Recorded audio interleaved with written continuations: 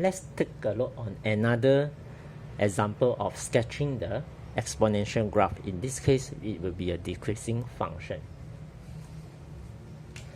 So 2 to the power of, if you cannot see, you can actually rewrite this as, right? So in this case, this number is between 0 and 1, so it will be a decreasing power, decreasing function. So the graph will cut through the y-axis with the x-axis as the asymptote.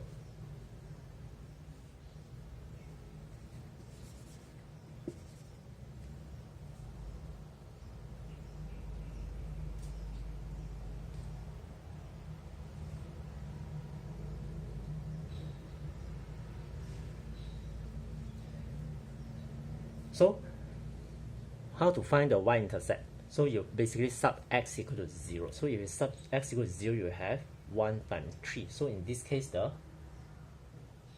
curve will pass through y-axis at 3, not 1, because you have a constant 3 here. And this is the asymptote. So that's all for this graph. And you label your equation, right? Okay. Next, right? If you saw our video in the increasing function graph, right? So you notice how do we plot this, right? This basically this curve shift up by 1 unit. So basically you have something like this, right? Shift up by 1 unit. So your asymptote will be shift up as well. So this is 1. And now your y-intercept will be 4, right?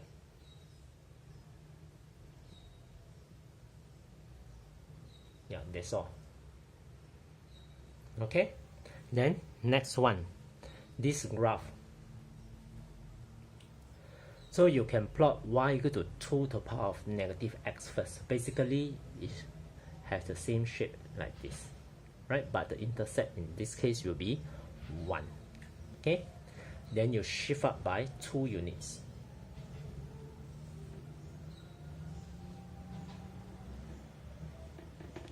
Right? When you plot y equal to 2 to the power of negative x, right? The asymptote is actually the x-intercept. So now you minus 2. So it will bring down by 2 units. So the asymptote, new asymptote is y equal to negative 2. Origin. Okay, next, how to find the y-intercept? So you sub x equal to 0, right? So you will get y equal to 2 to the power of 0 minus 2. So you get negative 1, right? Basically, it's the same as you shift the curve by 2 units, right? So it's negative 1 over here. And what is the x-intercept? So you make y equal to 0. So in this case, you will get 2 to the power minus x equal to 2. So basically mean x is equal to negative 1. So basically your graph will be look something like this.